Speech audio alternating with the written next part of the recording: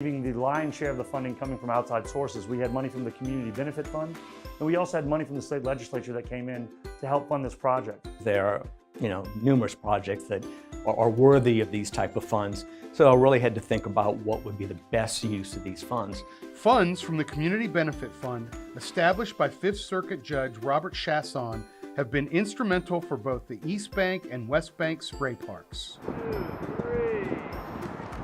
Breaking ground and marking the official commencement of construction is a major milestone for a project that our community is eagerly anticipating.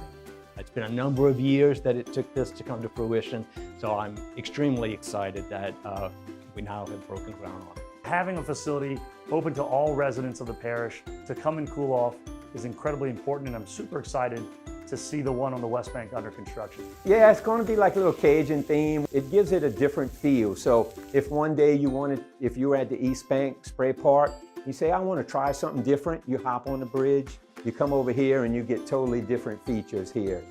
Oh, I'm thrilled. As project manager for this building, when it was opened 10 years ago, we had envisioned multi-use, not only facility, but also the site.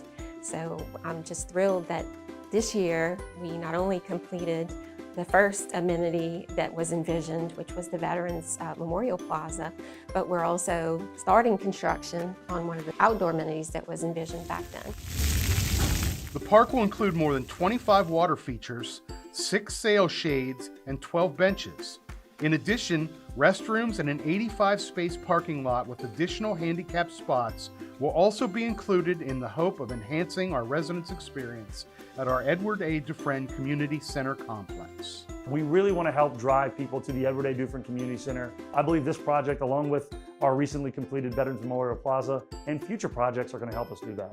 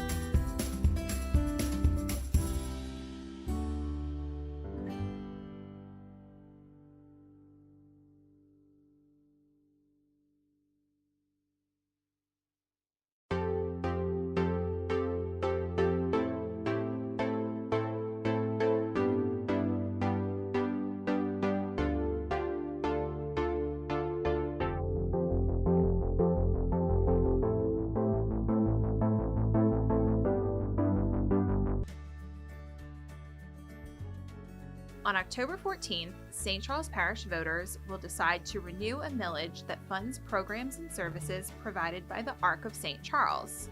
The money from this millage will directly impact the lives of residents of all ages with developmental and intellectual disabilities in St. Charles Parish by helping to provide respite care, day programming,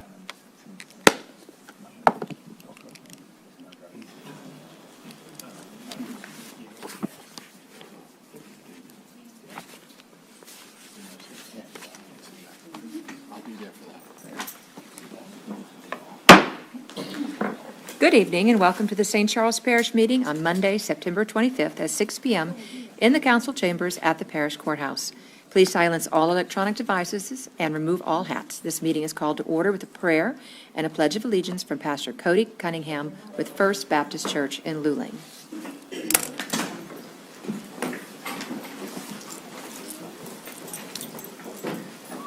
Let's pray. Father, we do thank you for your goodness, and we thank you for your many gifts, and specifically, God, we thank you for the gift of government and how it can lead to societies be well-ordered and lead to justice and the well-being and thriving of the citizens. And so, God, we pray for your blessings upon this meeting tonight.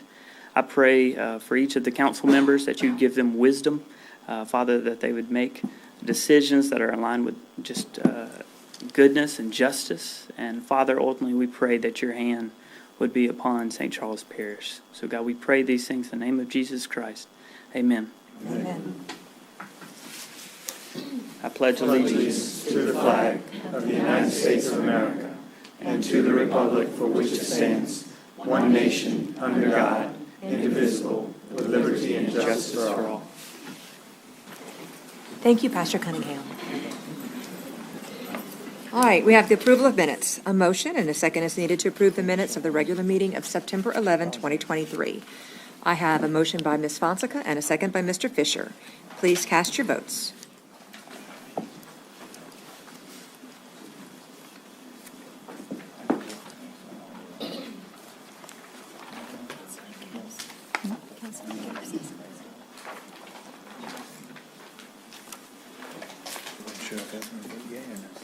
And that passes unanimously with Councilwoman Marilyn Belloc absent for the meeting. First up, we have business, special business proclamations, canvass returns, etc.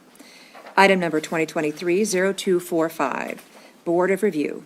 On September 19, 2023, the council office received a letter addressed to the council secretary that the appeal submitted has been withdrawn. Regular agenda, page 9. Glazer's Company of Louisiana, 111 Riverbend Boulevard, St. Rose, Louisiana. As advertised by the assessor in the official journal, the assessment list has been exposed daily for inspection by the taxpayers and other interested persons for a period of 15 calendar days. The assessor has certified the assessment list to the council, acting as the Board of Review, to receive any written or oral complaints from taxpayers desiring to protest their assessment prior to 4 p.m. on Monday, September 18, 2023. We will now hear from Mr. Tab Troxler. Good evening, members of the council. Mr. President, I appreciate your opportunity to address you this evening as the Board of Review. As you mentioned, Madam Chair, we did have one appeal before us this evening, and we were able to resolve that matter prior to tonight's meeting, so that's no longer there. So tonight I'll just simply address some of the issues in terms of parish assessments. And I've got a couple prepared slides to do that. And again, very pleased that we do not have any appeals before the Board of Review this evening. I just want to do a little quick recap. I apologize, this is repetitive in some nature for some of you. Many of you have spent time with me, the parish president in particular, and we've been looking at the tax roll here recently. But some of this information is very good, and it's good collectively to see it together and take questions. And also, this is good for the public, so I appreciate the time. Our total taxable assessment this year, as you can see, is $2.242 billion. That is another record. That's the largest taxable assessed value in parish history. Much of that is due to expirations of industrial tax exemptions that have been issued 10 years prior. Additionally, inventories are up this year very significantly, and probably one of the surprises that we were not able to forecast, because we were unaware this was going to take place, but the Louisiana Tax Commission increased its personal property tables by nearly 20%, and that has greatly influenced this parish's tax roll, as most of the tax roll is made up of personal property. By regulation, the industrial facilities are not considered to be real estate, they're personal property. And so that's a very large portion of our tax roll, and thus that change by the Louisiana Tax Commission to increase their tax tables had a substantial and outsized impact, greatly increased our value. With that was good news, and those increases represent nearly 24.5% increase in potential revenue for all of the taxing authorities, those here that are under the governing authority of you, the sheriff, myself, and the school board. And I am pleased to say, and I'm here to thank you on behalf of the residents, that this body, the parish council and the parish president, rolled back along with the sheriff, school board, and assessor. And I know that sometimes those rollbacks can be controversial, and we saw a little bit of that here before this body. But I'm here to tell you that as that was taking place, I was sitting watching this meeting on TV, thinking to myself that just about every dollar that they requested was going to be there, because the roll was actually higher than even what we forecasted. So know that all of those departments and agencies practically got every single dollar that they were here for, even with the cuts. But the good news is that residents are going to see a reduction in taxes. Historically, this is what's taken place. And particularly in the last 10 years, which mirrors some of the time I've served as assessor, from 2013 on, we've seen just a dramatic increase in the overall value of the tax roll, which has brought in significant revenue, again, for all the different taxing authorities. The millages, for the most part, have been staying fairly even, but through the work that this body has performed and that of others, school board in particular, some cuts have been made. And I know this sounds, people, when I tell them, they almost don't believe it, but the tax rates in this parish, unlike other parishes in other areas of the country, have fallen. The tax rates have fallen. This body and others have cut taxes. And you guys have continued to do so again this year. And in my own office, I just remember 10 years ago, my millage was 1.56 this year.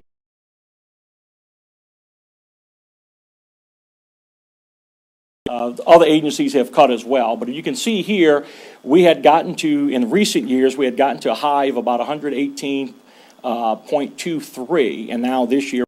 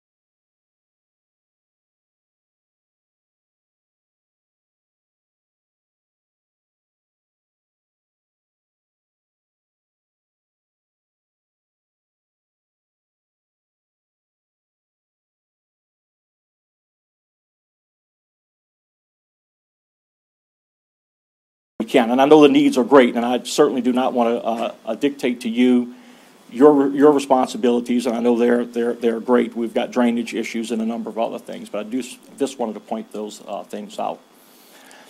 To give you an idea where we're going, because people ask me about the future, and just real quick here, you can see that this year, one of the largest sections, about $100 million in assessed value, came for the expirations of tax exemptions that had expired. And that's what you see highlighted at the top, 2022, and went on to the 2023 tax roll. And that is $1.5 billion came off the exemption. Next year, $2 billion is coming off the exemption. And to kind of give you a little idea what that math may look like, this year, with the tax rates that we have now, that was $15.3 million in additional revenue. So we're going to see a 25% increase in that. So we're going to see nearly $20 million additional revenue available to us if we decide as taxing authorities to take that. But it also gives us an opportunity as taxing authorities to reduce taxes once again next year. So things look good. There may be some other areas that will offset this and go down, but it's still a good year. And then you can see going forward in future years, there's not nearly as many items on the tax roll where we're going to be able to see an increase. But I will point out years 2030 and 2031, because those are years in which we have exemptions that will be on the 80-20 rule versus the 100%. Because right now, many of the projects that are coming off, or all the projects that are coming off, have been 100% tax exempt for 10 years. And we just for the first time deriving property taxes from that. So anyway, just a little bit of future of what's there. And here's the significance of it. This on the left side you see is an actual contract that was put forth in 2013 by one of our local industries. And for the first 10 years, they paid absolutely zero taxes. In year 11, they paid $1.7 million in taxes. You take that same project and you put it forth this year and you look 10 years ahead and look at the running total there. Our taxing authorities would have received about $24 million. So that is the significance. And I bring that up because it is election season. And this change, this 80-20 change, is only by executive order from the governor's office. And so I would urge residents to take a look at the different candidates. And this 80-20 split is the good part is most candidates do support it now. But it is something that's been very favorable to us. And when I say favorable to us, favorable to residents, because the taxing authorities have been able to reduce taxes because we are bringing in more taxes earlier on and throughout the years with the reduction or the change here in the industrial tax program from 80%. It used to be 100 and changing it now to 80% with 20% immediately available for collection. Just overall millage here to kind of show the work of the different taxing authorities there, the parish council, the parish schools, the sheriff, the parish hospital, and assessor over the last several years. And that total amount is nearly 7 mills that have been taken off the tax roll here just in the last 2 or 3 years. So that is very significant. And I do appreciate that. And again, we need to continue that conversation with that. In closing, before we take questions, I would just simply like to say thank you all. This is the last time I'm addressing many of you on this particular council. And I want to thank every single one of you for your 4 years of service, and some of you beyond that. I know Ms. Cormier will be stepping off, and I wish you well in your future endeavors, and as well as Ms. Billings and Ms. Cluley and Ms. Belloc. And I'm not going to forget Mr. Dufresne. I was just catching all the Mrs. first. And Mr. Dufresne, I do appreciate y'all's service on the council, and I do wish y'all very best in y'all future endeavors. With that, I'll take questions from the council. Is there any council discussion? Ms. Cluley. Thank you, Madam Chair. So the millage rates are able to decrease, but the values on industry, because by changing the classification from real estate to personal property, puts it at a different taxable rate. Yeah, so correct, but it wasn't a change. That's just the rule, and just so happens that personal property that was the change. The personal property tax tables were increased this year by the tax commission, and since most of our taxable items on the tax roll is personal property, considered to be personal property, we benefited greatly from that. Not just industry. We have other personal property too, Okay. so it did hit small business to an extent too, because they also have personal property. If you got a snowball stand, your snowball machine would be considered personal property. So it's almost like well, I guess it's not a wash, but No, I think it's a cut for small business and residential properties. I think it's a residential, benefit. Yeah, but definitely. for industry. Industry's paying more because The valuation. Yeah, because of that valuation. But you did offer some relief as well in that they'll By reducing the millage. Yeah, exactly. All right, That's thank you. correct. Yeah. Mr. Jewell. Thank you, and thank you, Chairwoman. I just want to give maybe a comment to you and your office. I just want to thank you guys for always being available to me and to my staff as we, work on budgets throughout the year and we work on projects like the millage reduction.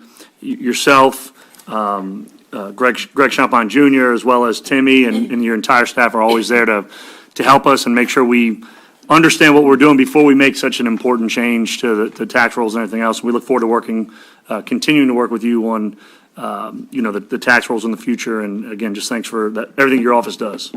Thank you, Mr. President. Ms. Fisher-Cormier. Thank you, Madam Chair. I just want to echo some of these same sentiments. Mr. Troxler, I'm proud to say that I think the 11 years that I've been here, and you took office right about the same time I did, I think we've only had 1 year where we actually saw some appeals, and that was the year of Biggert Waters. So I think that says a lot for the job that you do as our assessor, and you've always communicated, just like the others said, to us so very well about the process, and I think you continue to update the residents so well, and we appreciate it. So hopefully we'll never have a Biggert Waters again, but I think it's been a pretty smooth 11 years. All right, thank you. Thank you. All right. Is there any additional discussion? All right, so a second and a motion is needed to accept and certify the 2023 assessment roll as submitted by the assessor of the Louisiana Tax Commission. I have a motion by Mr. Fisher and a second by Darensport Gordon. Please cast your votes to accept and certify the 2023 assessment roll as submitted by the assessor to the Louisiana Tax Commission.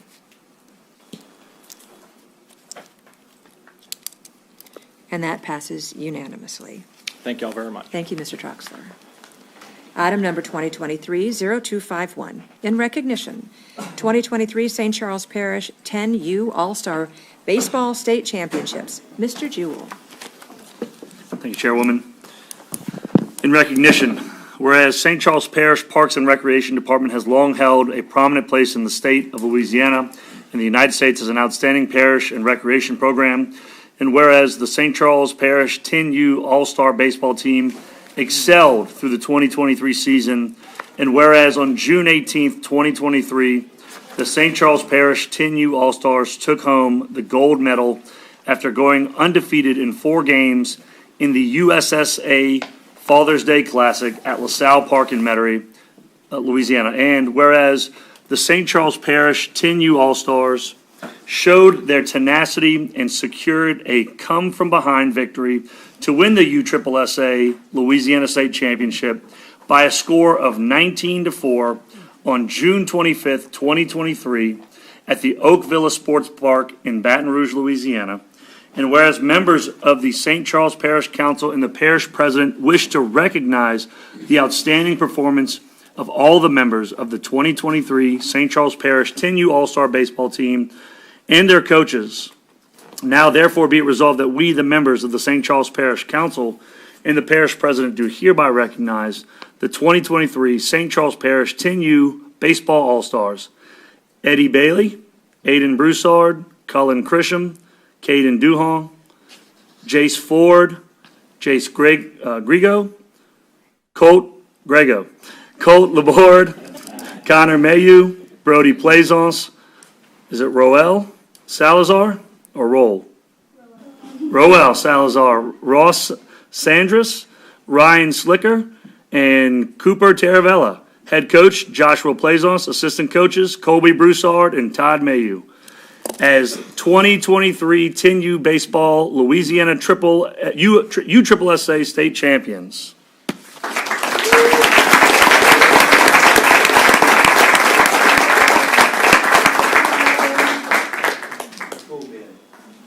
Coaches, Kobe, come on. Hold down. Do just a picture with everybody. That's fine. Can you get everybody? Do you want us to? All right, let's make 2 rows. I'll get the back. I'll get the back. What do you all want me to try? No, you stand right here. I'm the same size. All kids in the back. I'm the same size as the kids. Here we go. Make sure you can't see the camera. Ready? I can't see you. Can I see everybody? Yeah.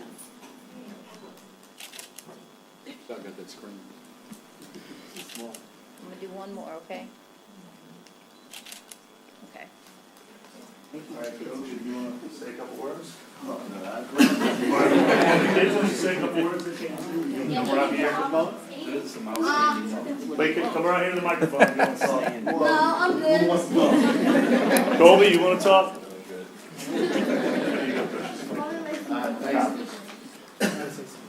Gotta say something? Yeah.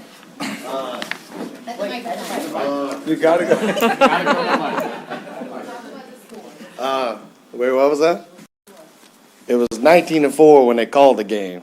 We didn't finish it. They threw in the towel. So it would have been worse than that. So it was and we were losing 4-3 going into the final inning. Out of the final inning, they had to start another inning, and they ran out of pitches, and our boys turned it on. So. All right. What a rally. Yes, sir. I think we started at 7 o'clock in the morning, and we finished at 10 that night. So it was a long day. They pushed through. I think both of those boys were hurting by the end of the night, and so was the parents and the siblings. So very proud of them.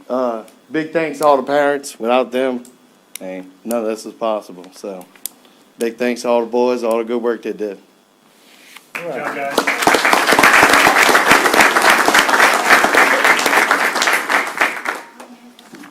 Y'all just stay here for the rest of the week. Yeah. Y'all can go on, or you can stay. You can say, do you?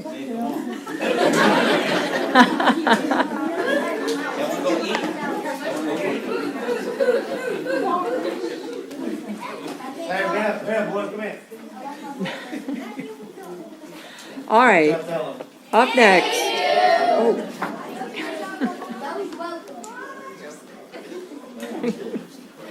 Okay, up next, item number 2023-0252, in recognition, Asia Thomas. Mr. Dufresne. Thank you, Madam Chair. I'm going to read, Miss Bellock was supposed to read this, and she called me. She can't make it, so she sent something she'd asked me to read real quick first. Councilwoman Marilyn Bellock of District 5 St. Rose will not be able to make the council meeting tonight due to a debate that is scheduled for Senator District 19 in Raceland at 5 p.m. with herself and her opponent. She wants to thank Alicia for all the great work that she has done for Hope St. Rose. I also want to thank the TJC group. Have a great evening. In recognition, whereas Alicia Thomas is a resident of St. Rose, Louisiana, and a senior at Destrian High School, where she does design work, photography, and content creation for the athletic programs and events. And whereas Alicia is an artist, photographer, graphic designer, and CEO of a creative company, Top Pressure, which she founded when she was 13 years old. Top Pressure is now in its 5th year. And whereas Alicia helped to formulate a logo for the newly founded initiative known as Hope St. Rose. Hope St. Rose is a diverse group of individuals, organizations, and companies dedicated to developing and implementing a community engagement program to foster positive change and create opportunities for youth in St. Rose. And whereas after graduating, Alicia plans to grow her entrepreneurial empire into a highly successful marketing agency and provide opportunities to her community the same way she was given opportunities in St. Charles Parish. Now, therefore, be it resolved, we, the members of the St. Charles Parish Council and the Parish President, do hereby express our sincere thanks and appreciation to Alicia Thomas. Ms. Thomas is here.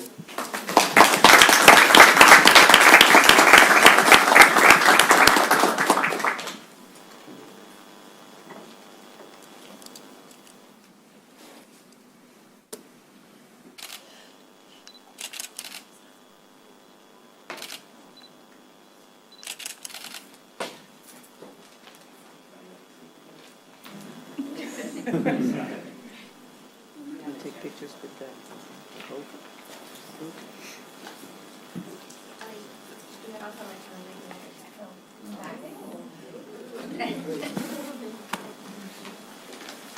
It's on.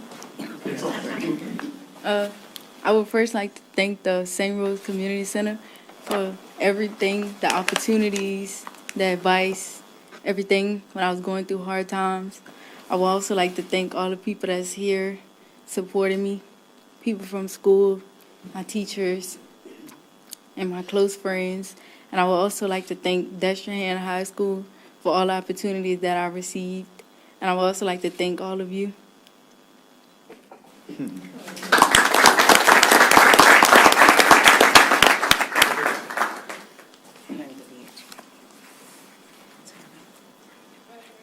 Good evening, council members. Thank you so much. My name is Tara Wicker. I'm the Director of Community Engagement for the TJC Group, also a retired councilwoman from the city of Baton Rouge, so I appreciate your service. Thank you all so much for the opportunity to come and to honor Alasia. I will tell you that Councilwoman Bellick, in her absence, she has been a phenomenal champion for this project. We've launched the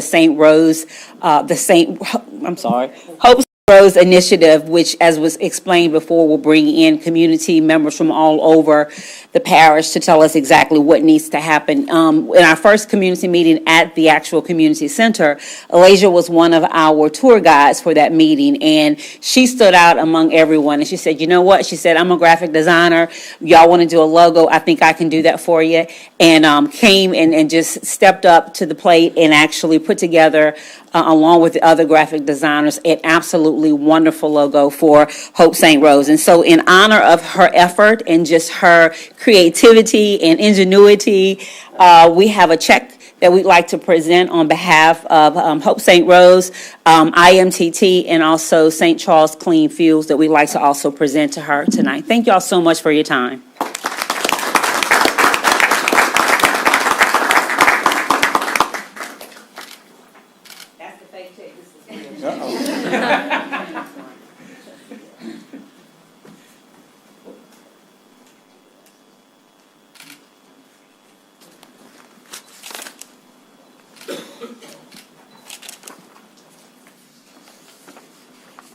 Thank you all so much.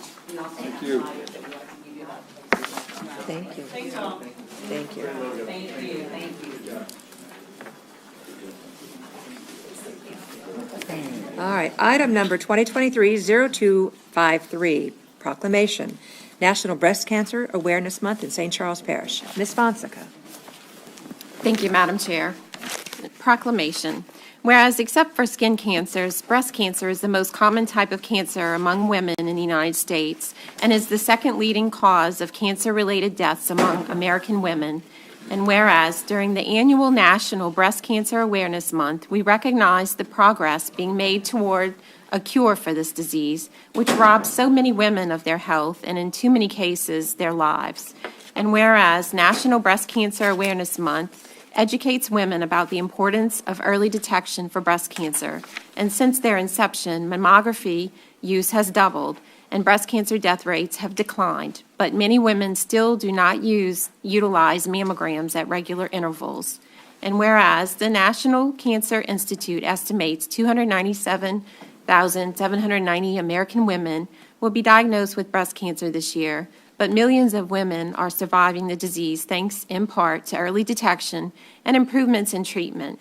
And whereas regular mammography screenings and monthly self-examinations remain the most effective ways of identifying breast cancer in its earliest and most treatable stages, long before physical symptoms can be seen or felt, and whereas to lower the chances of breast cancer, we must increase awareness of its risk factors and possible causes.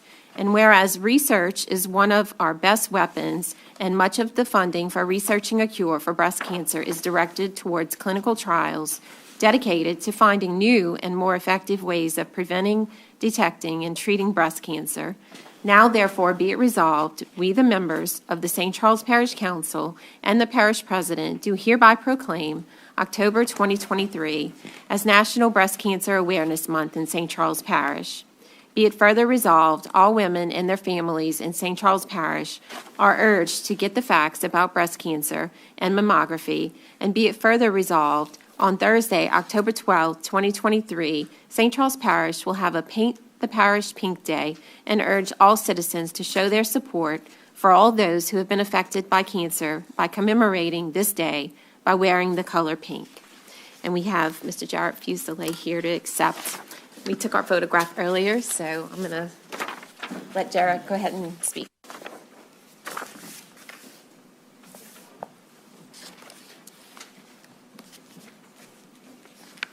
Members members of the council, Mr. President, thank you for having us tonight. As you heard the facts about breast cancer in Louisiana in particular, 1 in 8 women in their lifetime will be diagnosed with breast cancer, and that's about 4,000 diagnoses a year. Like you said, the best thing that we can do is early detection. So in the parish last year, we completed about 4,000 screening mammographies, and that is the #1 way to really be able to treat the condition early. And we have seen over the past few years where breast cancer has gone from being the second leading cause of death among cancers in Louisiana to 4th, so we're making good progress. So I encourage you all to just speak out, encourage your family members, encourage your friends to have their screening mammographies. You know, a few years ago, the state passed a law to where screening mammographies are now included in all insurance types. So please encourage everyone to get out and get that done. There should be no barriers to that. So thank you very much. Thank you. Thank you. Up next, item number 2023-0254, proclamation, Domestic Violence Awareness Month. Proclamation. Whereas all people have the right to live in a safe, accepting, and peaceful environment, and whereas domestic violence is a serious crime that affects people of all races, ages, gender, and income levels. It consists of psychological, physical, sexual, and emotional abuse to gain and maintain power and control. And whereas we believe all people thrive more fully in an atmosphere free of fear and violence, however, there exists in our society a system of power, control, and domination which suppresses these rights and perpetrates violence without regard to age, gender, race, religion. And whereas Metro Centers for Community Advocacy, Metro, and a Safe Place for St. Charles Domestic Violence Advocacy and Support Program are nonprofit organizations that provide free and confidential services to women, children, teens, and male survivors in the areas of St. Charles, St. John, and St. James parishes. And whereas these organizations help to enable families to regain their physical and emotional strength with the goal to provide assistance to anyone seeking help, and this is accomplished through state, federal, and local grant monies, as well as tax-deductible monetary and material donations. And whereas St. Charles Parish commends Metro and a Safe Place of St. Charles for providing free and confidential services to survivors of trauma, for when survivors come together, the community is strengthened. To break the cycle of violence, to aid survivors of domestic violence, is the mission of both organizations and accomplished through advocacy, intervention, empowerment, and transformation. Now, therefore, be it resolved, we, the members of St. Charles Parish Council and the parish president, do hereby, in accordance with the National Domestic Violence Organization guidelines, declare the month of October 2023 as Domestic Violence Awareness Month in St. Charles Parish. Be it further resolved that we, the council parish, and the parish president do hereby urge everyone to wear purple ribbons and plant a windmill garden in the month of October to show support to all victims of violence and to show support to all law enforcement officers, district attorneys, and judges who dedicate themselves to finding solution to this growing problem. And we have Ms. Evelyn Connerly, Mark Medina, and Ms. Shirley Sims here to accept.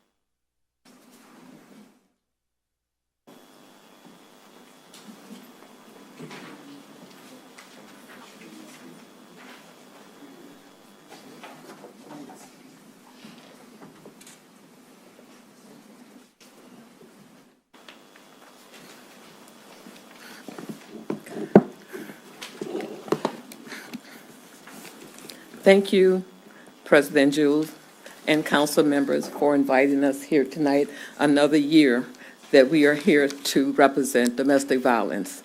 I just want to share some statistics with you on the services that we have provided from January up until August the 30th. From January to August the 30th, we housed 14 mothers with children. that were victims of domestic violence. We had one mother stayed 83 days with us. And the reason why she stayed 83 days with us is because she got a job, she got a bank account, and she found an apartment. So we worked with her while she was with us to be able to get that. And because of the magnificent job that she did in working with the program, our organization was able to give her the down payment for her apartment. And that's something that we do whenever they go through the program. We have counseled 27 mothers from January up until August the 31st. And now we're doing Talk It Out sessions every month. And we pick a particular subject that will innovate and keep people abreast of domestic violence and how serious it is in our parish and other parishes. We've been holding monthly Talk It Out sessions in the different libraries, and we've had good and excellent turnout, not just from our victims of domestic violence, but because of other people that are interested in the subject and want to learn more about it and the things that they can do to help eradicate domestic violence. So I want to thank you for honoring us this day. It is a pleasure to be here to be able to represent a safe space of St. Charles. And I just want to thank you for putting your trust in us, to continue supporting us in the things that we do. This year, we're doing our annual fundraiser. You passed them out? Yes. Okay. We're doing an annual fundraiser on October the 28th, and our host would be Malik Mango. He's from Greater New Orleans, host in WWL TV station. Our band is going to be Kevin Gullidge. He's from here in St. Charles Parish. Him and his band will present music. We'll also have a silent auction. So we're asking that you come out and support us on this. We still have sponsorships that are open up. The tickets are $50. And I just want to say thank you, thank you, thank you. And keep us in your prayers. It's not an easy job, but I thank God that He appointed me to do it. God bless you.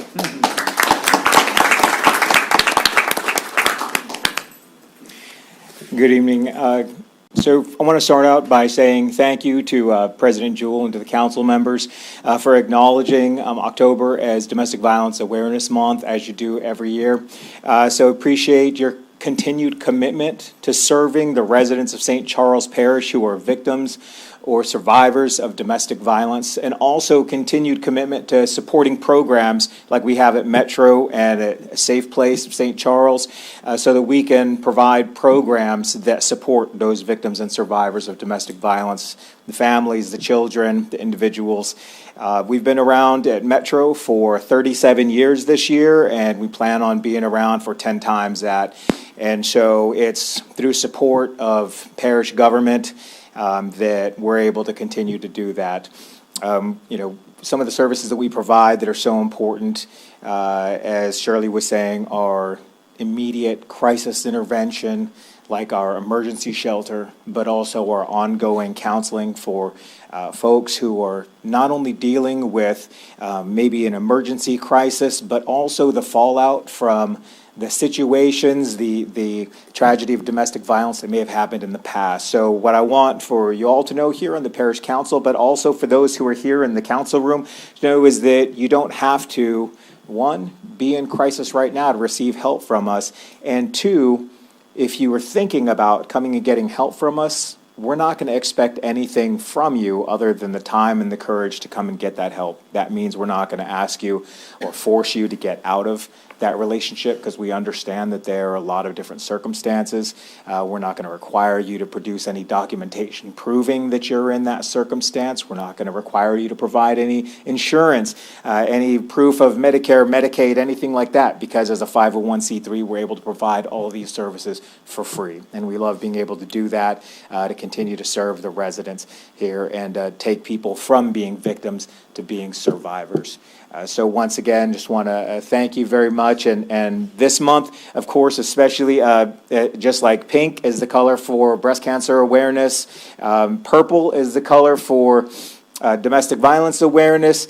So please keep in mind those who are suffering and working through issues of domestic violence this month. But please also remember that October isn't the only month that there are victims and survivors of this terrible issue. So once again, thank you very much. I appreciate the proclamation.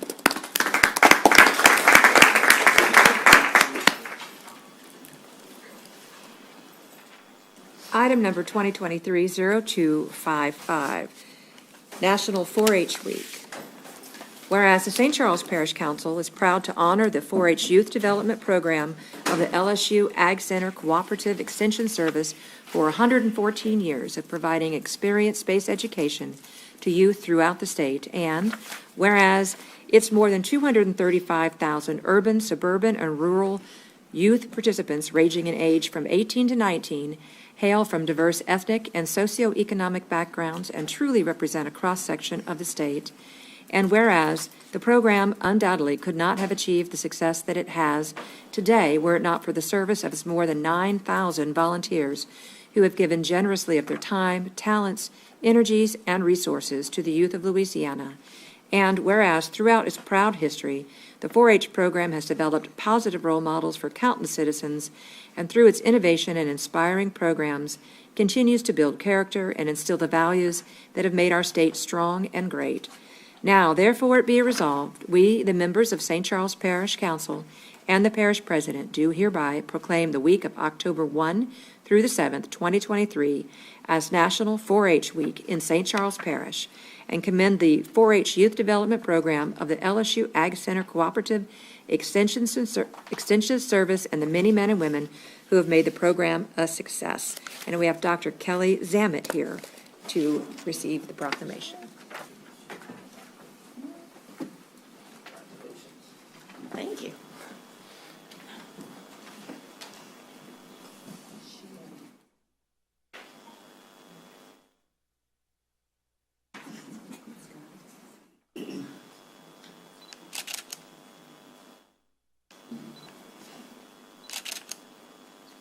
Thank you.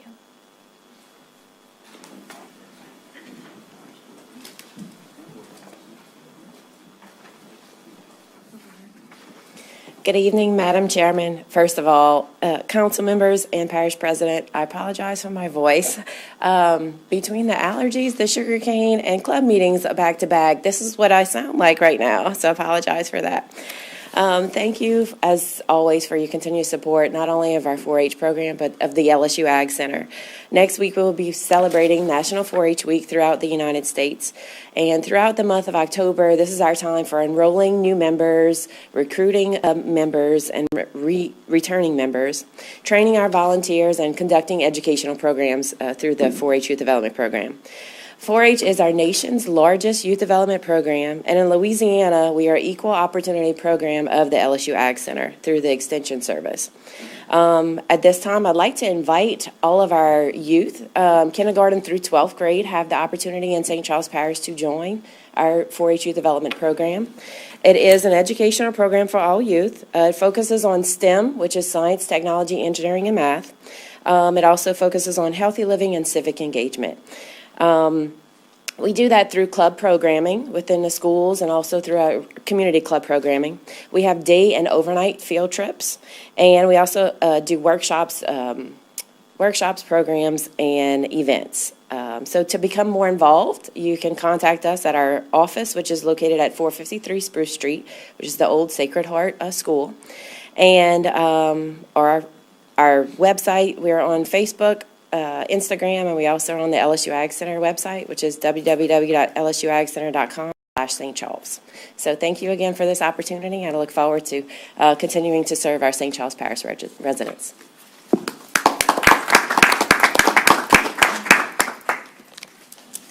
Okay, item number 2023-0256, Proclamation, Fire Prevention Week. Mr. Fisher.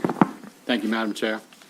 Proclamation. Whereas St. Charles Parish is committed to ensuring safety and security of all those living in and visiting our parish, and whereas fire is a serious public safety concern, both locally and nationally, and homes are the locations where people are at the greatest risk from fire. And whereas home fires killed more than 2,800 people in the United States in 2021. According to the National Fire Protection Association, and fire departments in the United States responded to over 338,000 home fires.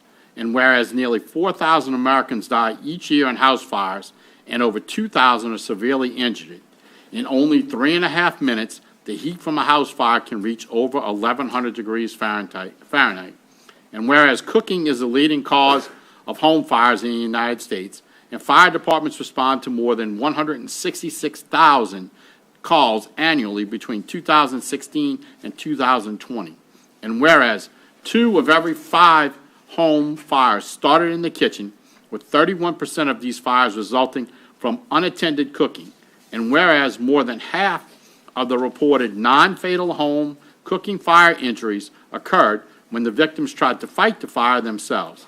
And whereas children under 5 face a higher risk of non-fire burns associated with cooking than being burned in a cooking fire. And whereas house fires cause an average of 2,620 civilian deaths each year. The majority of home fire deaths are caused by smoke inhalation. Every year, 500 children, 14 and younger, are killed by fire. More than 50% of the children ages 5 and younger die while asleep during a fire. And whereas first responders are dedicated to reducing the occurrence of home fires and home fire injuries through prevention and protection and education. And whereas the 2023 Fire Prevention Week theme, Cooking Safely Starts With You, pay attention to fire prevention, effectively serves to remind us to stay alert and use caution when cooking to reduce the risk of kitchen fires.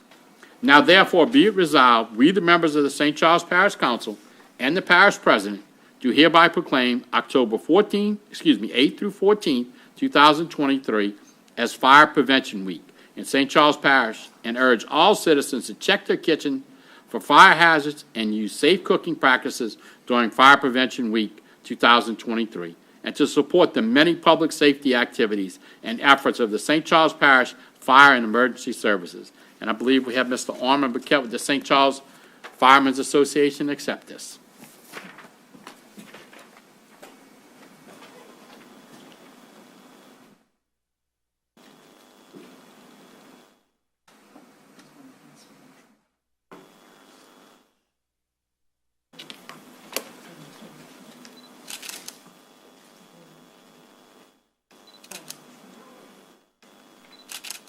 Thank you.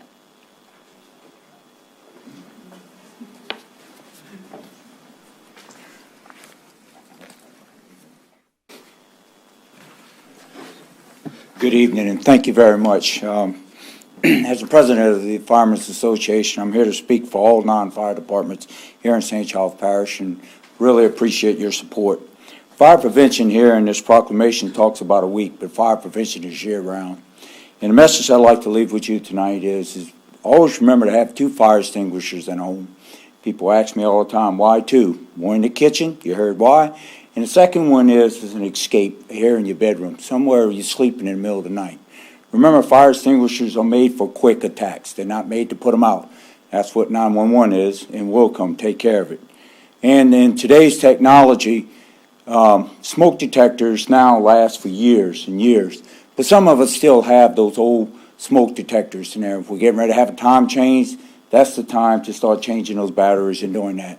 And the state fire marshal still has a program for those that need smoke detectors in their house. Reach out to the local fire department. We'll help you, and we'll install them. Thank you very much. Thank you, Council. Thank you, Parish President. Y'all have a great evening.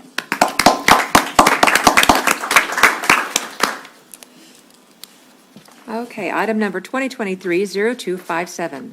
Proclamation, United Way Month in St. Charles Parish, Battle for the Paddle. Ms. Fisher-Cormier. Thank you, Madam Chair. Whereas the United Way of St. Charles was established in November of 1955 to unite the entire community in a system of volunteers, donors, and agencies for the purpose of improving the quality and quantity of human care services for the citizens of St. Charles Parish. And whereas the United Way of St. Charles serves as a critical link which unites all community participants to build a stronger, healthier, more compassionate St. Charles Parish. And whereas business, industry, government, and hundreds of volunteers come together each year in St. Charles Parish to participate in raising the needed financial resources through the annual United Way campaign. Whereas thousands in St. Charles Parish contribute financial resources that are used to improve the lives of tens of thousands of people by providing funding for basic and emergency needs, health and rehabilitation, financial stability, counseling, education, recreation, and youth and senior services. And whereas the St. Charles Parish Council and Parish President wish to join the great people of St. Charles Parish who care about continuing to improve the quality of life for all in our community by supporting the 2023 annual campaign of United Way of St. Charles.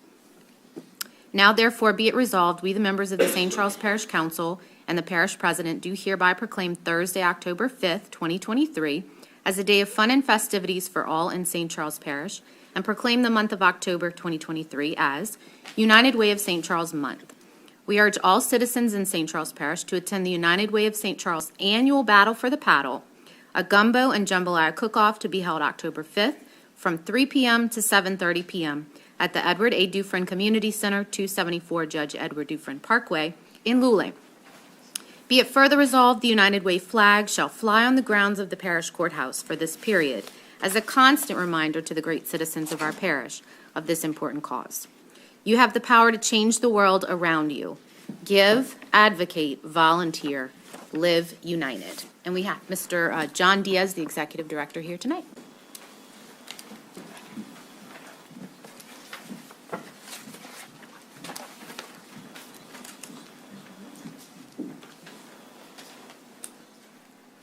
I feel rude standing in front of you. Oh, I know.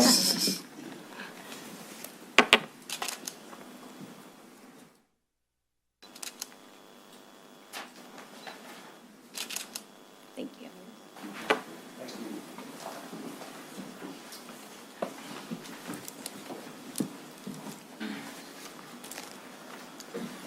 My comments are really limited to saying thank you. As I was sitting here, I was thinking that in my 15 years, the relationship between United Way and parish government has just gotten stronger and stronger.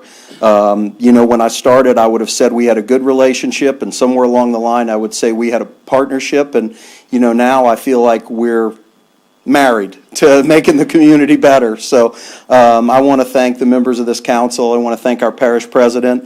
Please come out to the Battle for the Paddle. As he's done every year, President Jewell has guaranteed the weather will be good. So if there's anything, see him.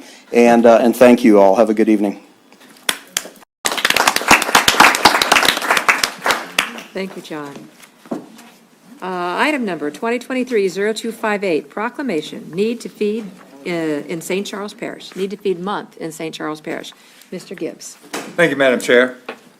Proclamation, whereas 1 in 6 households in Louisiana are at risk of hunger. According to the Community Needs Assessment Survey in St. Charles Parish, nutrition and food pantry services were the second concern citizens had. The parish has experienced an increase in the need for food in the parish.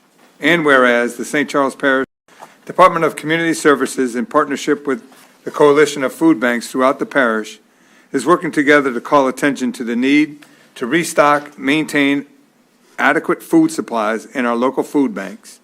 And whereas food collection sites will be established throughout St. Charles Parish to collect non-perishable foods to be evenly distributed to the local food pantries during the month of October.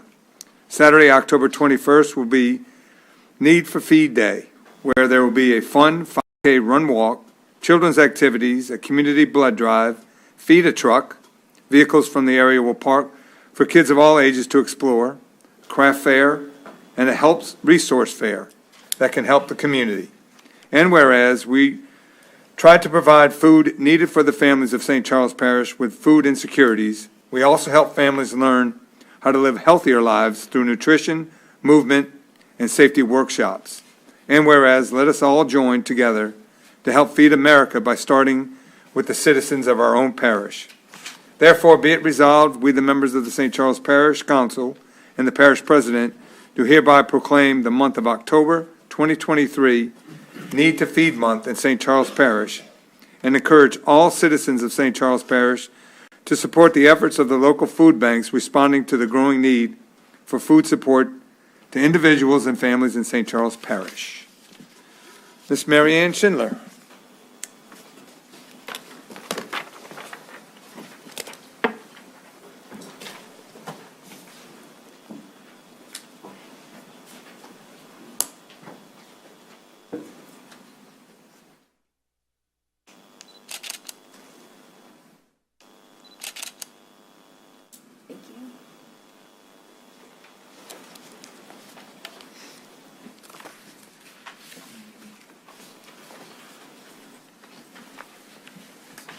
We'd like to thank Matt Jewell and the whole council for always caring about the citizens of St. Charles Parish. And we see that with the food pantry as well. Matthew 25:35 is the food pantry we have in Destrehan. We service the whole parish. There are other food pantries in the parish. And I was hungry, and you gave me something to eat. I was thirsty, and you gave me something to drink. We hand out to 250 to 300 families every month. We do about 300 families at Thanksgiving. We have not handed out pounds of food, but we've handed out almost several million pounds of food since we've started the food pantry. It's tons of food that we move, and when we add it up, we realize, oh, that's why we're so tired at the end of the day. We not only give out food, but through generous grants and through the support of the community, we've been able to give out things like fire extinguishers this past month and carbon monoxide detectors and smoke detectors. We've given out first aid kits. We have a senior grant that we give out vitamins and Ensure and different things to help the seniors be more nutritious, because they give up everything that they need for the rest of their family, because many of them are raising their grandchildren. Then we have some children grants that we give out vitamins, and we give out diapers, and we give out wipes and different things that normally they can't get. And this is all the task of the food pantry. But I was a stranger and you welcomed me in, and that's where we become a family of the food pantry. And we have things that happen. We teach them how to grow herbs through the LSU Ag Center. We've had grocery store tours where we go to the grocery store. They learn how to shop. They learn how to look at the labels and how to pick out their food and how to look for the sales and when the sales come out. And then at the end, we give them a voucher for them to shop for a healthy meal. And I'm very impressed at how diligent they are to get the best bang for the buck when they do that shopping. They come back with a full basket, and I think everyone that did it was within $1 or $2 of the gift certificate we gave them. So we're trying to teach them nutrition and healthy cooking so that they can become more self-sufficient. But what really is the food pantry is when we can give out spirit shirts to the students that normally can't afford to buy the extra spirit shirt. They only have their uniform shirt. And they don't get to participate in Spirit Day because it's a cost. Or the grandmother that came and just asked me to pray for her, and her son was shot and killed, and she came to the food pantry for prayer. And our volunteers, that several of them have lost their families, their husbands, and we have one that recently, and she's in the United Way film, she said she couldn't get out of bed. She was at a loss. She didn't have a purpose, and she got up and she came to the food pantry. And now she has something to do, and she's found friends, and she's, we're a family. And then we have cheer camp that the children might not be able to afford to go to one of the cheer camps, but we got a scholarship that we could put on a little mini cheer camp, and then we even were able to put some of the kids in the cheer camp at the high school with the scholarship that we got. Last year, we were able to invite the children through a children's grant. We were able to invite them to the Nutcracker Tea and then to the Nutcracker performance. And the faces of these grandparents and parents that brought their children to the tea and then to the performance were just a gift, because they had never been able to do something like that. And so through the grant that we got, we were able to do that. And I mean, for months and months, and still today, people will drive up and to get their food, and they'll say, I can't believe you did that, you know, and we're going to do that again this year. And through that, we actually gave out a few scholarships to people that came and really had a great desire to take dance, and a couple of them are actually going to be in the Nutcracker this year.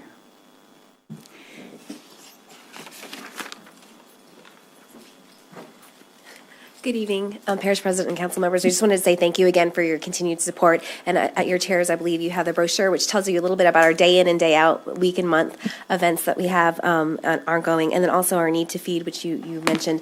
And that'll be the kickoff for our fundraiser, or for our food drives that we'll be hosting to help prepare for our Thanksgiving boxes for this year. So pass the word and invite your neighbors and friends. Thank you so much.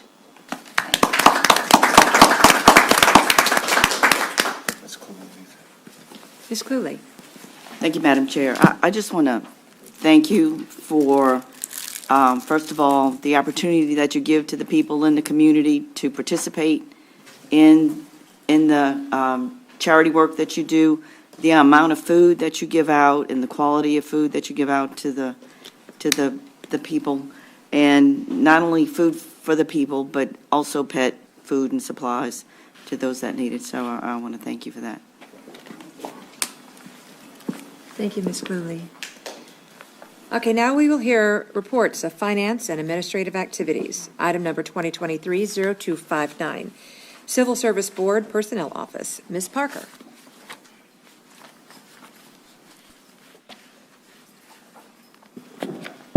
Thank you. Good evening, Madam Chair, council members, and Parish President Jewell. I am here to present personnel activities for this year and a little bit at the end of last year as well, since I presented to you all in September of 2022. I'm doing the clicker, right? Okay. So first of all, the Personnel Office manages all aspects of the human resources function for parish personnel.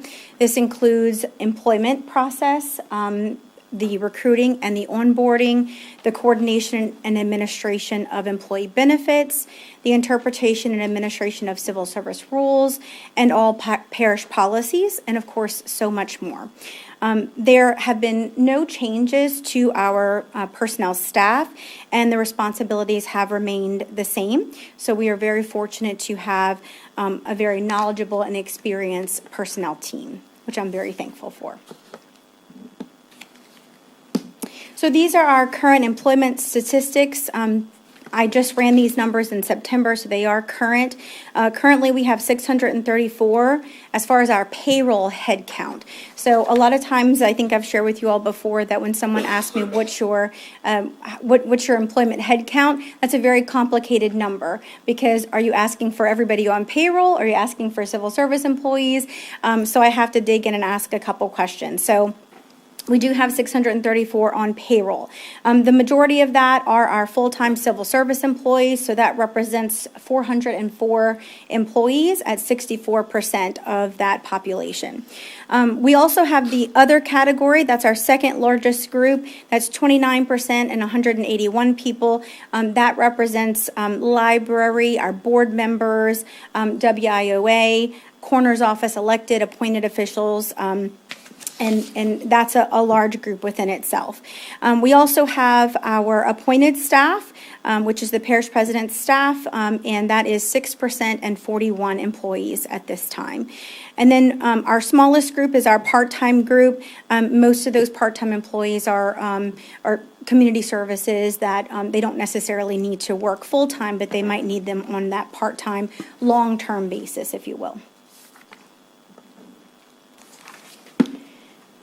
These are some of our hiring statistics for 2022 and also current through August of 2023. In 2022, following the job study, we saw an increase in the number of internal positions being filled. And you can see that in the chart there under 2022 hiring. So there was a lot of movement internally at first after that job study. We filled 95 jobs internally in 2022. Once the internal movement balanced out, we are now seeing an increase in the external hiring, and you can see that under the 2023 hiring. We do feel very strongly that the job study has benefited us by allowing us to better attract and hire for all positions, including some of those really hard to fill positions, and also to retain our current employees. Some of the hard to fill positions that we have filled are our equipment operators, lab coordinator, utility billing clerks, an HVAC leadman, and even our labor group. We've seen an increase there. In addition, working with the Civil Service Board, we now have the ability to bring in experienced candidates at a higher rate of pay. So that's really helping us from a recruitment standpoint and allowing us to attract those experienced candidates for some of those hard to fill positions as well. Currently right now, and I don't have this statistic on here, but just to show you the difference between our 2022 hiring and our 2023 hiring, we posted 159 jobs in 2022, and you can see that we filled 139, so that's 87% of the jobs that we posted.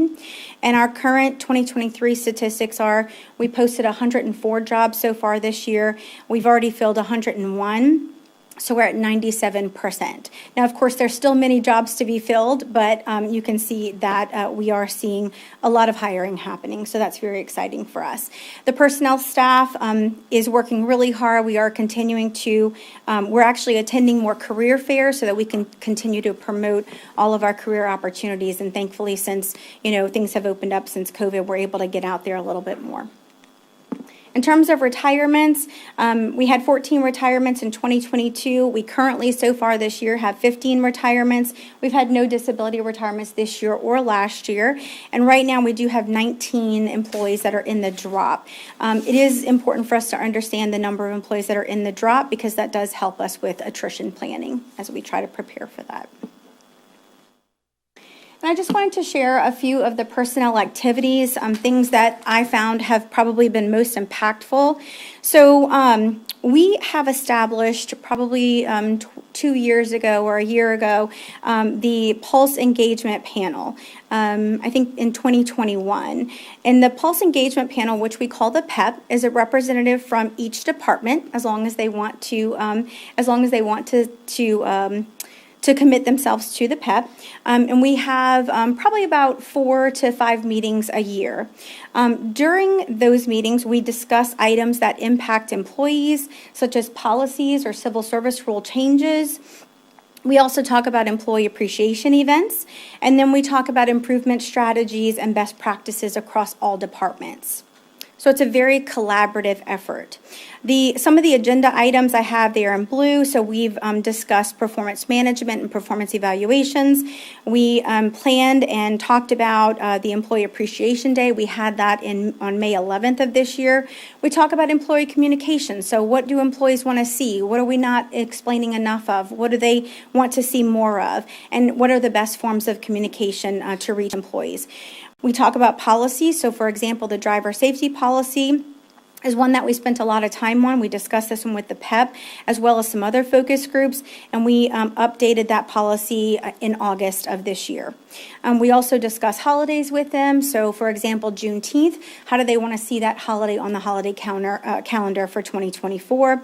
And then we discussed several civil service rules and regulation, different things that come up that we may want feedback on. So again, these discussions allow for more collaborative decision making and engagement from employees, and ultimately better buy-in when changes are necessary. On the bottom there, you'll see that we've improved the orientation process. So this is in an effort to improve the overall new employee experience. we have made adjustments to this orientation process. So we have a more thorough onboarding. The new employees actually get to come in and they meet with Parish President Jewell. So it's so great that he takes his time to come and meet with these new employees, and you'd be surprised at, the little impact that makes on them, right? Just to see him and talk with him. And then they also learn more about the structure of the organization so that they can know where they might want to look to progress in their field, what options are available to them. And then we have more detailed discussion on employee benefits, retirement, compensation and progression opportunities, policies, and civil service rules. So everybody starts off with a good understanding and explanation of what's expected and what's available to them. And we're able to answer questions and have discussion. Our wellness program continues to be essential to the parish for a number of reasons. First, overall health of the employee. So if we have a healthy workforce, that of course leads to better attendance and better productivity. And then ultimately our claims impact our insurance renewal rates. So as part of the wellness program, we host on-site wellness screenings and flu shots, and we actually had that at the community center today. We offer individualized coaching sessions. So our employees can meet with a health coach and talk about themselves on an individual, usually on like a Zoom or Teams setup. During the workday, we do allow that as well. And then we promote wellness activities and challenges to engage employees. And we also provide wellness incentives in order to encourage participation. So we have 2 wellness incentives. We have a preferred insurance premium rate, and that is a $25 difference. So they have to do 2 activities in order to achieve that. And then we also have a wellness day off. So it's an additional vacation day. And I provided just an overview so that you can see what that program looks like. We have a new wellness coordinator this year. Her name is Dana Frank, and she has been a great addition this year. She's been very visible and accessible to our employees. I'm sure you all are aware of our benefits renewal for this year, so I won't spend much time here, but I did want to mention it. So as you know, the parish was faced with a substantial increase to maintain our current benefits. And of course, we know that this was not sustainable as it was originally presented to us, so we did make a decision to select alternate benefit plans to reduce the overall impact. These did include changes in coverage, but we did feel like this was the least amount of impact for our employees and provided the most affordable premiums for the best available benefits that were offered to us. The parish decided to absorb the entire increase this year, so employees saw no change in their monthly premiums for the 2023 renewal. We do know that we were fortunate this year to be able to do that, and we know that we may not be able to sustain that each year. So we were fortunate that we were able to do that this year. And in addition, we have a new benefit. We're offering short-term disability. This is a parish benefit now, and it is employee paid. And it will be effective October 1st. So this is brand new. We've been rolling out the implementation throughout the month of September. It is a cash benefit of 60% of the weekly salary when employees are out of work for up to 13 weeks due to injury, illness, surgery, or recovery from childbirth. So we had 222 employees enroll in this new benefit. And you may recall that it used to be offered through Allstate, and we have pulled that now in-house and offer it as a parish benefit. During the job study, it was mentioned that a total compensation statement may be beneficial for employees, so I've provided you a sample of what that looked like. We did roll that out in November of 22, because we know that employee benefits are a significant component to everyone's overall compensation. So in November, we did provide each employee with an individualized statement for the first time, to my knowledge. That statement included a summary of the employee's personal benefit selections. So again, it was personalized to each employee, and then the value of the benefit as provided by St. Charles Parish. So again, you can see in this example, this is an hourly employee with an income of $69,000. All of the annual benefits that were provided to that employee, and you can see medical alone, the parish is paying over $20,000 for that employee a year. The total annual benefits that the parish provided is $32,000. 32,000, almost 33,000, and that brings their overall compensation to 102,000. So again, we did provide this to each employee, and I do think it was very beneficial. We're also able to use this in recruiting. So as we're able to recruit new employees, then we're able to show them what our benefits looks like in terms of total compensation. And last but not least, of course, is our Civil Service Board. We have Mr. Regman Cheney over in the audience. I appreciate him coming this evening. He is our current chair. We also have Brett Terrebonne, who's been with us for quite some time. He's the vice chair. Sarah Champion, Jim Carlson, and Pat O'Malley are current members. We've had 4 meetings since the last time that I presented to you all. I just provided a couple of the agenda items that were probably more impactful. We now provide personnel updates, so I go over the monthly reports with them that we provide to administration so that they can understand a little bit more about the day-to-day of personnel. We did have some pay plan adjustments this year.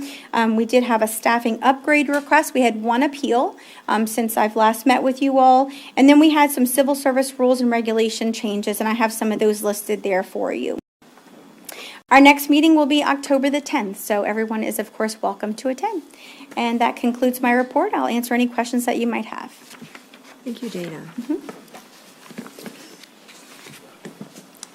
Ms. Fonseca. Thank you, Madam Chair. Dana, it's very encouraging to see the numbers on hiring since we approved and the Civil Service Board approved the compensation package. And I feel like y'all adequately addressed all of our concerns. I like the way the compensation package is laid out for them. It's very user-friendly. I think the employees probably appreciated that as well. It's good to see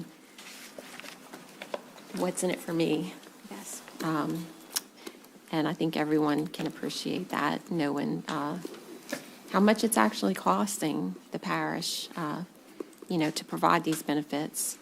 So I appreciate the hard work. I know it was an intensive effort, but I think it's paid off and the results are evident. Thank you. I agree. I'm thankful for the experience and where we got to, and I definitely think it's been beneficial as a whole. Okay, thank you, Dana. Thanks.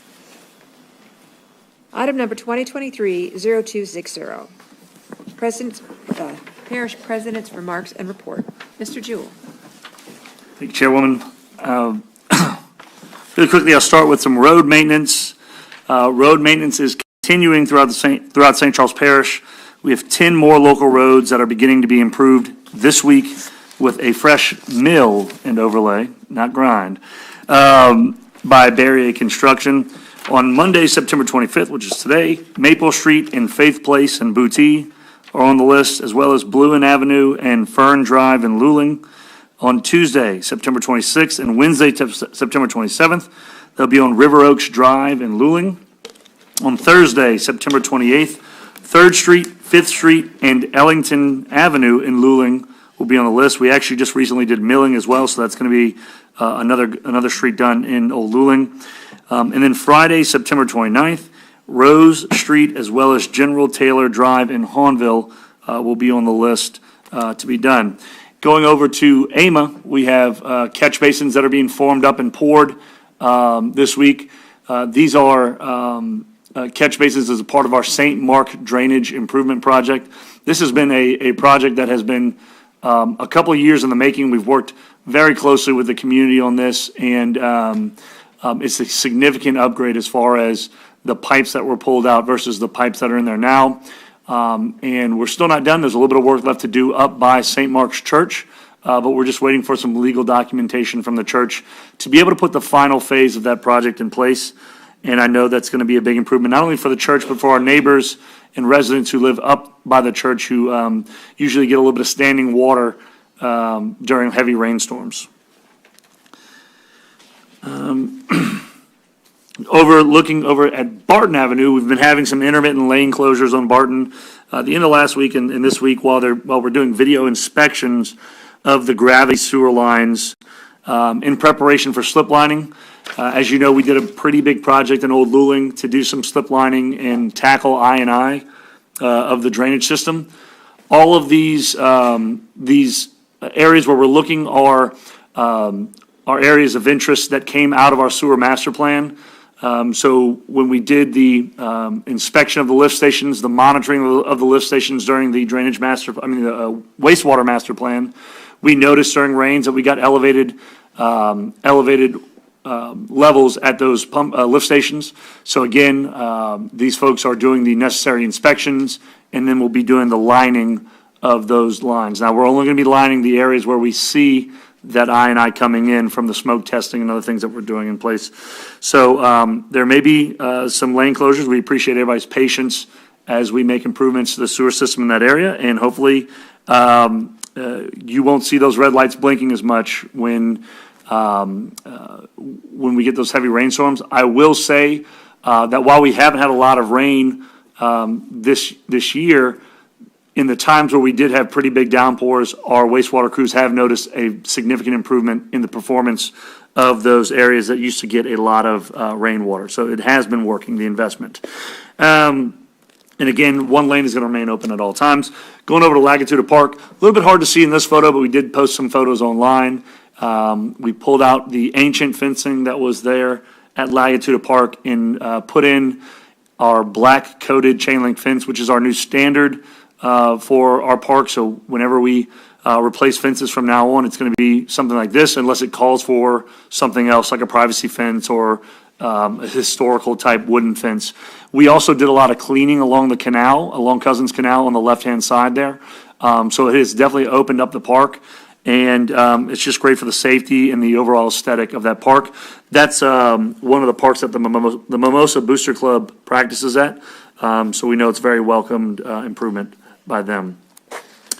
National Public Lands Day, Parks and Recreation partnered with the Army Corps of Engineers and the National Environmental Education Foundation to hold a volunteer day at the Bonnet-Carré Spillway on this past Saturday morning. Volunteers collected more than 40 bags of trash, and they were provided lunch. This event will become an annual cleanup event on the fourth Saturday in September. And thanks for all of our volunteers who came out. Basketball registration, the last day to register for basketball is today. Registration is open to children 5 through 15 at scpparksandrec.com. Booster clubs will extend registration with a late fee. That date varies per club, but should not go past October 1st. Bob's from Skechers and Petco Love Grant are an award we just received last week. The St. Charles Parish Animal Shelter received this $10,000 grant for their tremendous work in placing over 200 cats into homes through a partnership with 5 Petco stores in the greater New Orleans area. So we want to extend a congratulations to our St. Charles Parish Animal Shelter for the hard work that they've done, as well as a thank you to Skechers and Petco for the partnership and making sure that we're able to place animals with new owners. The Community Development Block Grant Disaster Recovery Survey closes on Wednesday. The public survey for the parish's disaster recovery funding is closing. This is the last opportunity for residents, particularly those who are in low to moderate income, to provide their input on disaster recovery projects and priorities for this funding. The survey can be found under the Grants Department page on the parish website. If you have any questions, please reach out to me. Please reach out to Carla in our grants office. Another grant we are looking at that we've been awarded is our Housing Preservation Grant Program. The parish has been awarded another $103,750 from the USDA Housing Preservation Grant Program. This program provides funding for the parish to repair and rehabilitation of owner-occupied houses of very low and low-income individuals. Once the award agreement is in place, the Department of Community Services will post notices when they accept applications from residents. The SCP employee Battle for the Paddle, our first ever inaugural Battle for the Paddle, was held on September 14th. We had 12 teams of employees who cooked 17 dishes to see who had the best gumbo, jambalaya, and pastalaya within the St. Charles Parish workforce. The winning teams were our IT department, who won both gumbo and pastelaya there on the left, and our Parks and Recreation team, who won the jambalaya. They will represent St. Charles Parish at the United Way Battle for the Paddle on October 5th. Congratulations to those teams, and we hope you will get a ticket to the Battle for the Paddle and join the United Way for that great event. Now to the King Cat Fishing Rodeo. This was the first King Cat Fishing Rodeo that was held in St. Charles Parish this past Friday and Saturday. The winning team had a combined weight of 314 pounds from their 6 largest fish. That was an average of over 51 pounds per fish. I'm going to tell you that these folks were from all over the country. I had the opportunity to welcome them to St. Charles Parish on Thursday of last week, and many of them have already been in the parish scouting places to fish. A lot of them fished in the river. They said they have never seen anything like this. They want to make this their largest payout tournament in their entire series. And again, they go all over the country. They're leaving here and they're going to Montana, I believe, or Missouri, one of those this week. And not many catfish in Montana. I meant Missouri. They're going to Missouri. They're going to New Mexico. But they've never seen anything like this. I talked to one team who fished for about 3 hours, and they caught over 1,100 pounds of catfish. And, you know, they said as many rods as they could put in the water, they had fish on those rods all at one time. And that's what happens when you have a lot of fish eating soybeans and corn all up and down the river. But we are home to the catfish capital of the universe, and so they're excited to come back. I think this year the payout was like $9,500. Next year they want it to be $30,000, and the year after that they want it to be $100,000. So they think that this is going to become their biggest tournament, and they are very excited. They're also very excited to hear about the work we're doing to build a boat launch into Zalman's, and they're looking forward to continuing this relationship, this partnership that they have, and they want to do a multi-year deal. So we are excited to have them. And let me see if I have any more notes. Okay, that's it. All right, 2023 Alligator Festival. This year's Alligator Festival at the West Bank Bridge Park was a huge success. All money raised goes back into the community through 10 scholarships for the Destrehan and Hollandville High School seniors. Thank you to our St. Charles Parish Rotarians who put this on every year. And thank you to our vendors, our musicians in the community for their overwhelming support. And also thank you to all of the volunteers, the Interact clubs, the Boy Scouts, everybody who came out to help make sure that this event was successful. And this weekend's event were also a huge success. Thanks to our St. Charles Parish employees, our Public Works crew who put out barricades, cones, message boards, our Parks and Rec employees who helped prepare the West Bank Bridge Park before the event and get the West Bank Bridge Park put back together after the festival has left. We could not do it without them. So huge thank you to our employees again who really make this a huge success, and for all of our first responders, our fire department, our sheriff's office, who make sure that the event stays safe. I didn't hear of any major issues, so that's great and welcome news. Lastly, I don't have a slide for this, but I wanted to make sure that you all know and that you know that we're looking at this. There's a lot of talk right now about this saltwater intrusion, this saltwater wedge in the Mississippi River.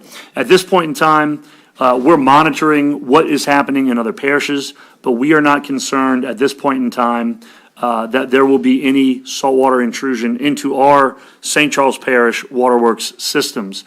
Should the saltwater wedge creep closer, we will be engaged with the Corps of Engineers as well as the state and start taking the necessary precautions to protect our residents and our infrastructure from this saltwater wedge. I do want to let you know that the EOC has already been engaged in conversations with our Waterworks Department just to be proactive.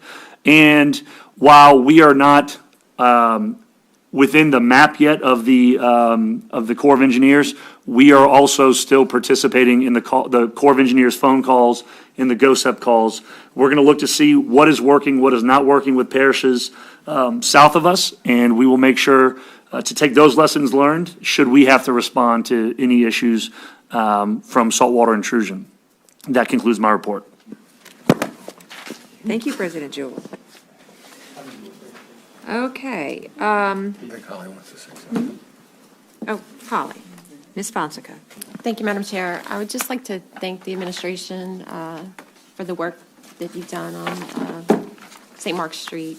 And we had met earlier in the administration, Councilwoman Cooley and I,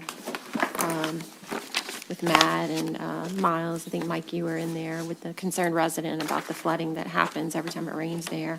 And, you know, they really pushed for this to get done and to see it now be done, along with the pump station improvements that were done.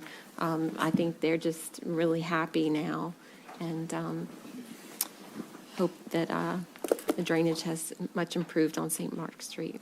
I guess we'll see when we get another heavy rain. Thank you. Okay, now we will hear, these are the ordinances, resolutions introduced for publication and public hearing, Monday, October 9th, 2023, 6 p.m., Council Chambers, Courthouse, Hahnville. 2023-0261, 2023-0262, 2023-0263, 2023-0264, and 2023-0265.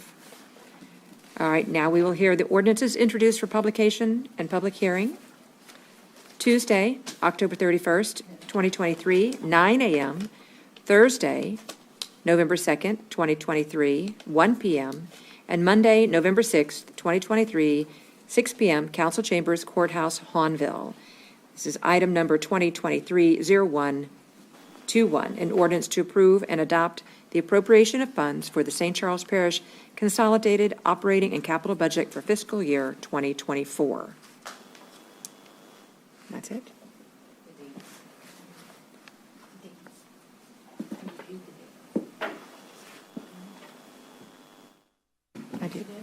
I did. Okay. Don't confuse me. All right. Ordinances scheduled for public hearing, introduced at a previous meeting. Item number 2023-0250. An ordinance approving and authorizing the execution of Amendment Number 1 to Ordinance Number 22-7-2, which approved the professional service agreement with Digital Engineering and Imaging, Inc., to perform planning services for road maintenance 2022-2023, project number P220501. Mr. Bingham. Thank you, Madam Chair. This is an amendment that has three different projects within it that are added as part of the road maintenance program. The first one is an addition of 29 streets to the asphalt pavement management program. We did have 4 that we did delete this year. 3 of them were in places where we have construction going on that interfered with us getting the equipment in there to do the asphalt. They will be added next year when that construction is out of the way. And 1 we found out was a private street, and the school board did that street themselves.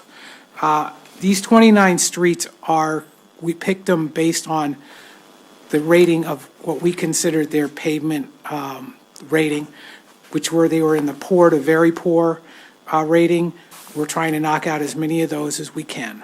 The second part of this project is concrete maintenance, which there hasn't been a lot of that because most of our concrete roads are in very good condition. But we found that after doing this year's analysis and getting the books, we found that some were not in such good condition. So we're actually trying to do $1.8 million of concrete roads. They are mostly in the old Luling area. I know we have concrete roads elsewhere, but most of those are in good condition. So that's the second part of this. And then the third part is the turn lane on Willowdale Boulevard at US 90. The Public Works Department looked at this. We determined through some preliminary design that we did in-house that the project was feasible without doing too much culvert replacement or anything like that. And we now need it to go to construction, so we're having Digital Engineering do the plans and specifications so we can do that project as well. And with that, I ask for your approval of this amendment. Thank you. Thank you, Mr. Bingham. File number 2023-0250 is now open for public hearing. If there's anyone who'd like to come up and speak regarding this item, please do so now. Seeing none, public hearing is closed. Is there any council discussion? Ms. Cormier. Thank you, Madam Chair. Mr. Bingham, you mentioned 29 streets to be included in the program, but 4 are going to be deleted, and I completely get that. If there's construction. There are 4 from the original list of 29 total, right? 4 came out, and now it's 29, right? Actually, we'd had 21 in the original list. Okay. We deducted 4, and that was 17, and we're adding 29 additional streets. Okay, so the 4, really, I'm just trying to drill down on the 4 that got deleted. So just curious for the residents out there that may have expected a road overlay. Okay, there were 2 in Kelowna. Okay. Atmos is doing a lot of, Sure. work Construction, out there. Yeah. For after this tornado, actually, they're putting in new lines and a lot of things out there. So there were 2 streets out there. There was North Oak Court, which is right off of Paul Mallard. Yep. And then Pirate Lane, which is the one that the school board owns. Yeah, so those will be pushed till next year, so. Other than Pirate Court, which the school board did this Right. year. Okay, thank you. Mr. Dufresne. Thank you, Madam Chair. Miles, on the concrete streets, are we totally demoing and redoing from the base up? Or are we doing Baccarat and Sikaflex, self-leveling in any of the cracks and the joints? Well, that'll be what the engineer determines on this program. We haven't done any, design work or anything. They were identified as being in poor condition, which is usually an indication that they've got lots of cracks and concrete turning into more base material than. Okay. So they will go out and they will determine what the repair method is and put the plans and specs together on that. Do we have a say in, like, 3 cracks per panel or 2 adjoining cracks, or how we're going to, any idea? Are you going to let them come there and say, these are the ones we went through and graded, and you guys kind of go through and see? It will be a collaborative effort. Joint effort? Okay. Yes. Yeah. All right. Is there any additional council discussion? Ms. Cluley. On page 85 of the agenda, it's got resident project representative services, a total amount not to exceed, is that 47? 47,500. They actually got a couple extra Okay. extra decimal with zeros behind All it. right. They won't change.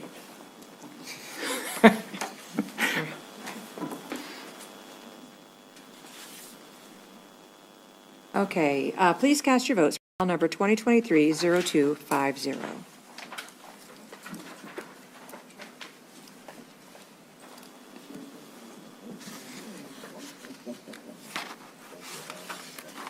And that passes unanimously.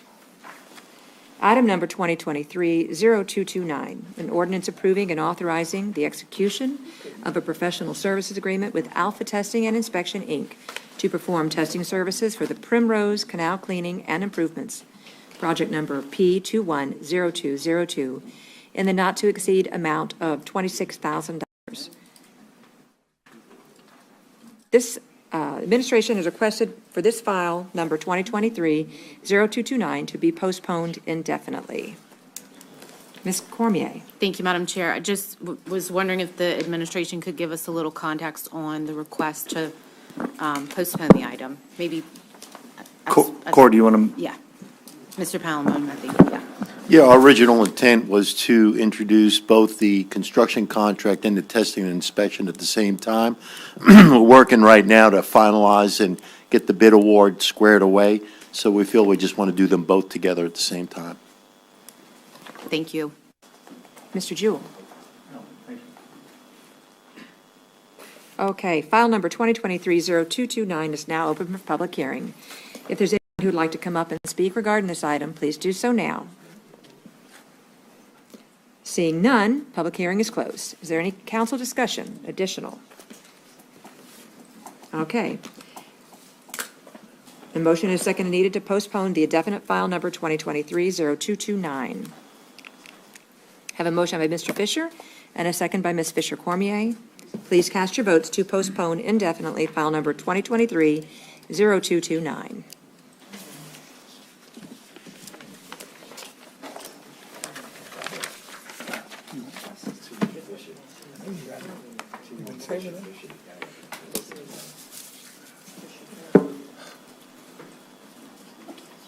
And that passes unanimously. All right, now, meetings, announcements, notices, et cetera. Meetings, Housing Authority, Tuesday, September 26, 2023, 6 p.m., Council Chambers. Hospital Service District Number 1, Wednesday, September 27, 2023, 2 p.m., Council Chambers.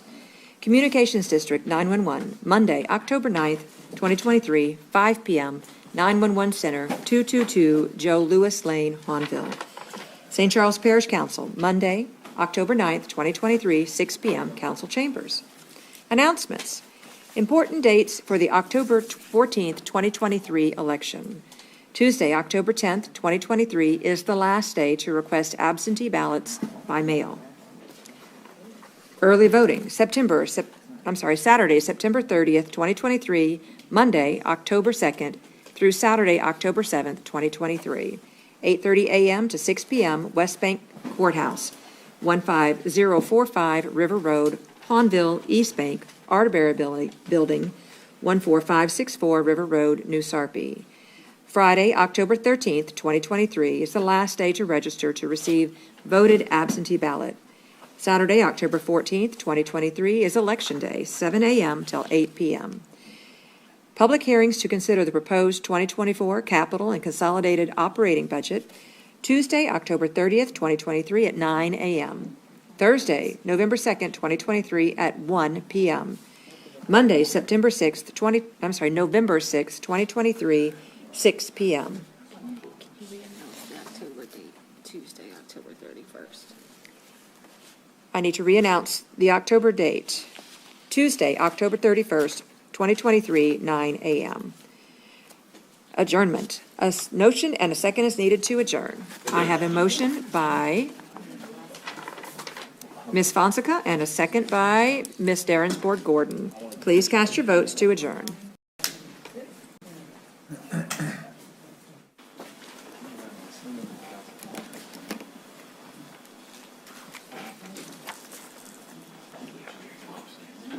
And that passes unanimously. Have a great evening. We are officially adjourned.